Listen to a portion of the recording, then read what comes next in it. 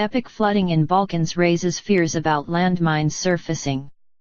As if the deadly flooding inundating much of the Balkans wasn't alarming enough, rescuers must now grapple with another concern: the risk of landmines buried during the Bosnian War resurfacing. A vast number of landslides have worsened the situation and relief efforts, the Red Cross said, describing the rains as the worst floods in more than a century. There are reports that landmines buried during the conflict and not yet removed are in some instances being shifted with the landslides, adding to the dangers of people living in the areas as well as rescuers, the Red Cross said. In Serbia alone, more than 24,000 people have evacuated to escape water that is chest-high in some areas. But many won't budge.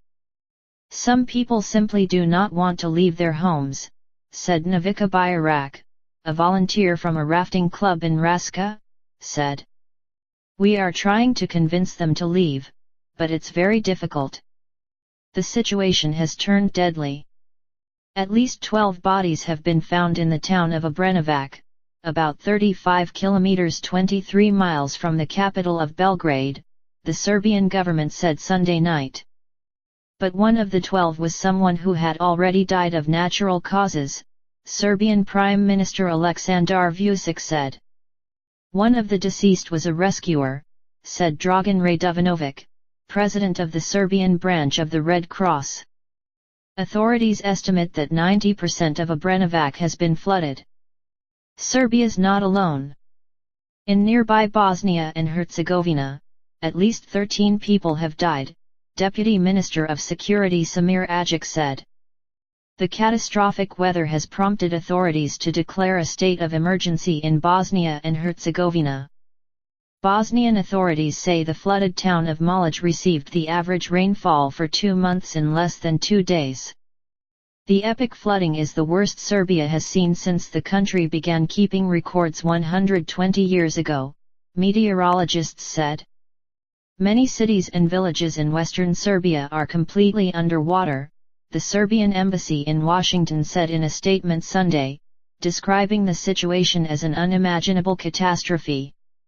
Volunteers, soldiers and rescue workers have stacked sandbags in towns near rivers throughout the country, the statement said. The Prime Minister pointed out that a dam 7.3 meters tall 24 feet has been erected, but that the current level of the Sava River is over 6.3 meters, a historic high. The river is expected to rise near Belgrade. He warned that it is difficult to predict what will happen if the river reaches 6.8 meters, or slightly more than 22 feet. In Kostolac, along the Danube River, workers were building sandbag walls to protect the thermal power plant there, one that the energy minister called the most important power facility in Serbia. A written statement said it produces 20% of the nation's power. The Prime Minister thanked the many countries that have already come to Serbia's aid.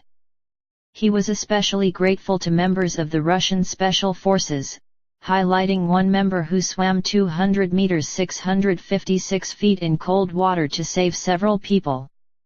Russia and Israel each announced Sunday they would send relief supplies. According to Finance Minister Dusan Vujovic, more than 10,000 troops have already been involved in rescue and assistance operations.